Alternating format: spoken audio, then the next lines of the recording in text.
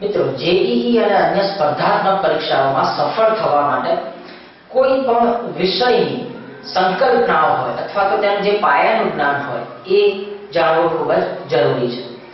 રસાયણ વિજ્ઞાન પણ આવું અસંખ્ય સંકલ્પનાઓથી ભરેલું છે.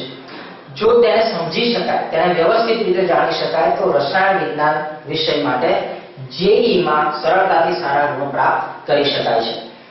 આ બાબતને ધ્યાનમાં રાખીને અમે સમગ્ર રસાયણ વિજ્ઞાનને કેટલાક એકમોમાં વિભાજિત કરી દીધું છે અને અહીં અમે દરેક એકમની જે સંકલ્પનાઓ છે તે વ્યવસ્થિત રીતે સમજાવીને આ સંકલ્પનાઓને લગતા પ્રશ્નોની પૂરતી પ્રેક્ટિસ અહીં કરાવવાનો અમે પ્રયત્ન કરીશું. સૌપ્રથમ આપણે એકમ લઈએ છીએ રસાયણ વિજ્ઞાનના પાયાના ખ્યાલો. મિત્રો રસાયણ વિજ્ઞાનના કેટલાક પાયાના ખ્યાલો છે, જેમ કે મોલ છે, એવોગેડ્રો અંક છે, ફેરનહીટ અને સેલ્સિયસ વચ્ચેનો તફાવત છે, કેલ્વિન અને સેલ્સિયસ વચ્ચેનો તફાવત છે, નોર્માલિટી, મોલારિટી, મોલ અંશ. તો આ દરેકના સૂત્રો આપણે એકવાર જોઈશું અને આ સૂત્રોને લગતા કેટલાક અઘરા એવા પ્રશ્નોની આપણે અહીં ચર્ચા કરીશું. તો સૌપ્રથમ આપણે આવી કેટલીક સંકલ્પનાઓ જોઈએ. સૌપ્રથમ સંકલ્પના છે મોલ. મિત્રો મોલ એ પદાર્થનો જથ્થો દર્શાવે છે. રસાયણ વિજ્ઞાનમાં કોઈ પણ પદાર્થનો જથ્થો દર્શાવવા માટે મોલ સંકલ્પના મહત્વની છે.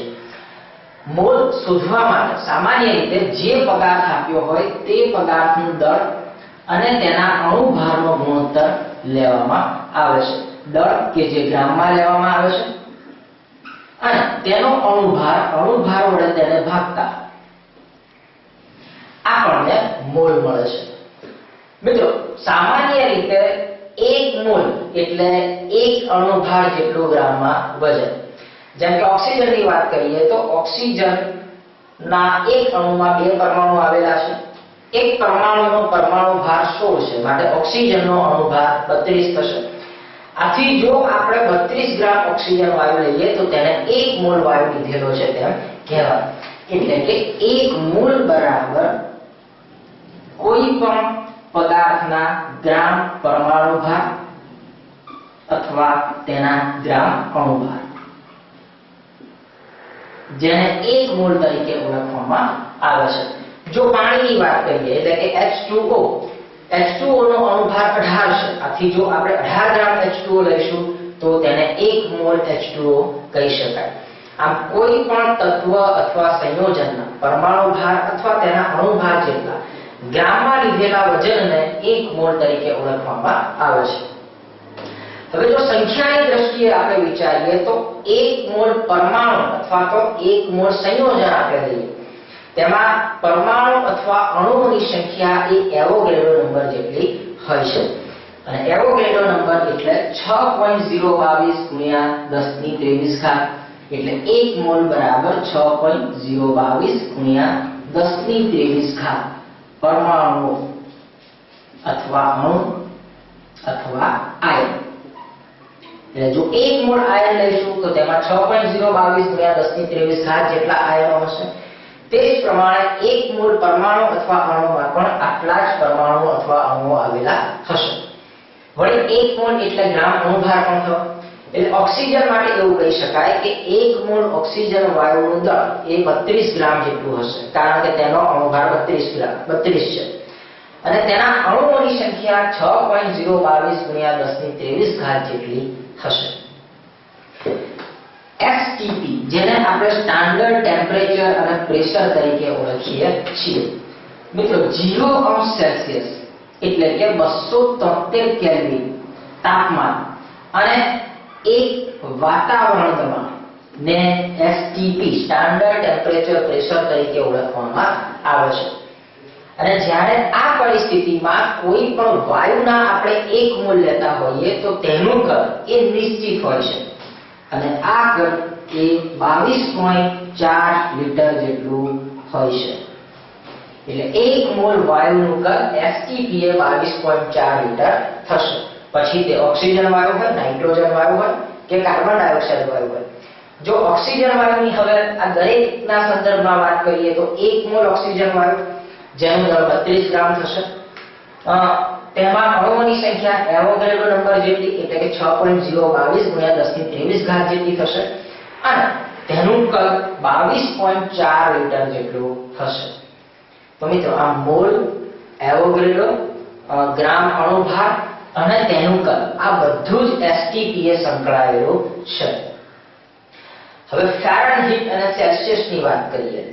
જો આપણને કોઈ પણ તાપમાન સેલ્સિયસમાં આપેલું હોય તો તેને ફેરનહીટમાં ફેરવવા માટેનું સૂત્ર આ મુજબનું છે. ડિગ્રી ફેરનહીટ બરાબર 9/5 કૌંસમાં ડિગ્રી સેલ્સિયસ વત્તા 32. એટલે જે તાપમાન આપણને સેલ્સિયસમાં આપેલું છે તેમાં 9 વડે ગુણી અને 5 વડે ભાગવામાં આવે અને પછી તેમાં 32 ઉમેરવામાં આવે તો આપણને તે તાપમાન ફેરનહીટમાં મળશે. કેલ્વિનની આપણે વાત કરીએ તો સેલ્સિયસને કેલ્વિનમાં ફેરવવા માટે તેમાં સામાન્ય રીતે 273.15 ઉમેરવામાં આવે છે. વ્યવહારમાં દાખલા ગણવા માટે આપણે 273.15 ના બદલે માત્ર 273 ઉમેરીએ છીએ. એટલે બરફનું ઠાર બિંદુ અથવા તો પાણીનું ઠાર બિંદુ જે 0 સેલ્સિયસ છે તેમાં 273 ઉમેરીશું એટલે કેલ્વિનમાં આ તાપમાન થશે 273 કેલ્વિન. પાણીનું ઉત્કલન બિંદુ જે 100 સેલ્સિયસ છે આ 100 સેલ્સિયસમાં 273 આપણે ઉમેરીશું એટલે 373 કેલ્વિન તાપમાન એ પાણીનું ઉત્કલન તાપમાન થશે. ત્યાર પછી આપણે વાત કરીએ નોર્માલિટી અથવા તો જેને સપ્રમાણતા તરીકે પણ ઓળખવામાં આવે છે. કોઈ પણ દ્રાવણની સપ્રમાણતા શોધવા માટેનું સૂત્ર આ મુજબ છે. દ્રાવ્યનું વજન અથવા તો દ્રાવ્યનું દળ કે જે આપણે ગ્રામમાં લઈશું છેદમાં દ્રાવ્યનો તુલ્ય ભાર અને ગુણ્યા દ્રાવણનું કદ જે આપણે લીટરમાં લઈશું. તો મિત્રો આમ દ્રાવ્યનું દળ ગ્રામમાં છેદમાં તેનો તુલ્ય ભાર ગુણ્યા દ્રાવણનું કદ લીટરમાં. તો તેનાથી આપણે સપ્રમાણતા શોધી શકીશું એટલે કે નોર્માલિટી આપણે શોધી શકીએ. મિત્રો અહીં તુલ્ય ભારનો અર્થ થાય છે અણુભાર ભાગ્યા તેની એસિડિકતા અથવા તો તેની બેઝિકતા. એટલે તુલ્ય ભારનું સૂત્ર આપણે આ મુજબ લખી શકીએ. તુલ્ય ભાર બરાબર અણુભાર ભાગ્યા એસિડિકતા અથવા તો હું નીચે લખું છું તો અણુભાર છેદમાં એસિડિકતા અથવા તેની બેઝિકતા. મિત્રો હવે એસિડિકતા અને બેઝિકતા નક્કી કરવા માટે જો એસિડ હોય તો તેની બેઝિકતા નક્કી કરવામાં આવે છે અને જો બેઝ હોય તો તેની એસિડિકતા નક્કી કરવામાં આવે છે. બેઝિકતા નક્કી કરવા માટે જ્યારે તેનું આયનીકરણ થાય છે ત્યારે તેમાંથી કેટલા H+ અથવા OH ઉત્પન્ન થાય છે તેના આધારે તેની બેઝિકતા અને કેટલા OH- ઉત્પન્ન થાય છે તેના આધારે તેની એસિડિકતા નક્કી કરવામાં આવે છે. એક ઉદાહરણ આપણે લઈએ હાઇડ્રોક્લોરિક એસિડનું HCl. જ્યારે હાઇડ્રોક્લોરિક એસિડનું આયનીકરણ થાય છે ત્યારે 1 મોલ H+ આયન અને 1 મોલ Cl- ઉત્પન્ન થશે. HCl ની બેઝિકતા એ તેમાંથી ઉત્પન્ન થયેલા H+ ના મોલની સંખ્યા પર આધારિત છે. અહીં 1 મોલ છે માટે HCl નો અણુભાર કે જે 36.5 છે તેને 1 વડે ભાગીએ એટલે આપણને અણુભાર પણ એટલો જ મળશે 36.5 એટલે તેનો તુલ્ય ભાર પણ આપણને એટલો જ મળશે 36.5. જો H2SO4 આપણે લઈએ છીએ એટલે કે સલ્ફ્યુરિક એસિડ લઈએ છીએ તો તેના આયનીકરણથી 2 મોલ H+ ઉત્પન્ન થાય છે અને સલ્ફેટ આયન ઉત્પન્ન થશે. અહીં H2SO4 સલ્ફ્યુરિક એસિડનો અણુભાર 98 છે જેને તેની બેઝિકતા કે જે 2 છે તેના વડે ભાગીએ એટલે આપણને 49 મળશે. તો મિત્રો આમ બેઝિકતા એટલે એસિડના આયનીકરણથી ઉત્પન્ન થતા H+ આયનના મોલની સંખ્યા જેને તેની બેઝિકતા તરીકે ઓળખવામાં આવે છે. આ અણુભારને જ્યારે બેઝિકતા વડે ભાગવામાં આવે ત્યારે આપણને તેનો તુલ્ય ભાર મળે છે. હવે એ જ પ્રમાણે જો આપણે બેઝની વાત કરીએ ઉદાહરણ તરીકે NaOH તો NaOH ના આયનીકરણથી Na+ અને 1 મોલ OH- ઉત્પન્ન થાય છે. આથી તેની એસિડિકતા 1 થશે. જો કેલ્શિયમ હાઇડ્રોક્સાઇડ આપણે લઈએ છીએ CaOH ટ્વાઇસ અથવા બેરિયમ હાઇડ્રોક્સાઇડ લઈએ છીએ તો અહીં 2 મોલ OH- ઉત્પન્ન થાય છે, માટે એસિડિકતા થશે 2. આથી સોડિયમ હાઇડ્રોક્સાઇડના અણુભારને 1 વડે અને કેલ્શિયમ હાઇડ્રોક્સાઇડના અણુભારને 2 વડે ભાગતા આપણને અનુક્રમે તેમના તુલ્ય ભાર મળશે. એટલે સપ્રમાણતા શોધવા માટે આપણે નીચે અહીં તુલ્ય ભાર લઈશું. મોલારિટી. મિત્રો, મોલારિટી શોધવા માટે સપ્રમાણતાના સૂત્રમાં તુલ્ય ભારના બદલે દ્રાવ્ય પદાર્થનો અણુભાર લેવામાં આવે છે. તેથી તેનું સૂત્ર આ પ્રમાણે થશે. ઉપર આવશે દ્રાવણનું કદ, દ્રાવણ નહીં પણ દ્રાવ્યનું કદ. એટલે ઉપર આપણને આ મુજબ મળશે. દ્રાવ્યનું કદ ગ્રામમાં છેદમાં દ્રાવ્યનો અણુભાર ગુણ્યા દ્રાવણનું કદ લીટરમાં. તો આના આધારે આપણે મોલારિટી મેળવી શકીશું. જો મોલારિટી શોધવી હોય આપણે મોલારિટીની વ્યાખ્યા અનુસાર 1 કિલોગ્રામ દ્રાવકમાં દ્રાવ્ય થયેલા પદાર્થના દળને તેની મોલારિટી તરીકે ઓળખવામાં આવે છે. એટલે અહીં ઉપર આપણે દ્રાવ્યનું વજન લેવું પડશે, દ્રાવ્યનું દળ લેવું પડશે મોલારિટીમાં. અહીં ઉપર આપણે લઈશું દ્રાવ્યનું દળ ગ્રામમાં છેદમાં આપણે અહીં લઈશું તેનો અણુભાર. ફક્ત અહીં ફેરફાર થશે.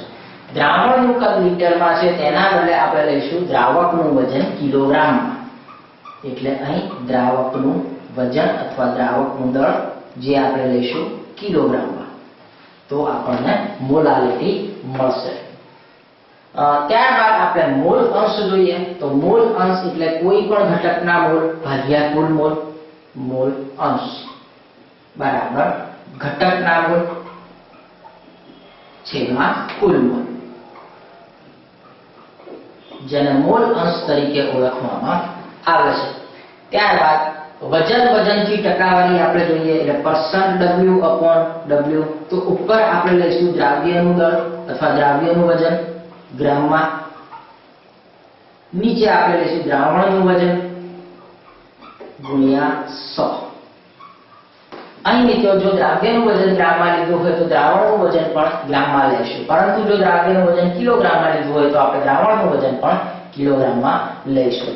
તે જ પ્રમાણે %W/V એટલે વજન કદથી ટકાવારી માટે આપણે ઉપર તો દ્રાવ્યનું વજન જ લઈશું જે ગ્રામમાં લઈશું, નીચે આપણે લઈશું દ્રાવણનું કદ અને તે હશે લીટરમાં. આ લીટરમાં હશે, આ ગ્રામમાં હશે ગુણ્યા 100. અને કદથી ટકાવારી શોધવા માટેનું સૂત્ર ઉપર દ્રાવ્યનું કદ નીચે દ્રાવણનું કદ ગુણ્યા 100. તો મિત્રો આ કેટલીક પાયાની સંકલ્પનાઓ છે કે જેના આધારે આખું રસાયણ વિજ્ઞાન, ભૌતિક રસાયણ વિજ્ઞાન આખું રચાયેલું છે. આથી જો આ પાયાની સંકલ્પનાઓ સ્પષ્ટ હશે તો તમે ગમે તેવા અઘરા પ્રશ્નો પણ સરળતાથી સોલ્વ કરી શકશો. તો હવે આ બાબતોને ધ્યાનમાં રાખીને આપણે કેટલાક પ્રશ્નોનો મહાવરો કરીએ. હવે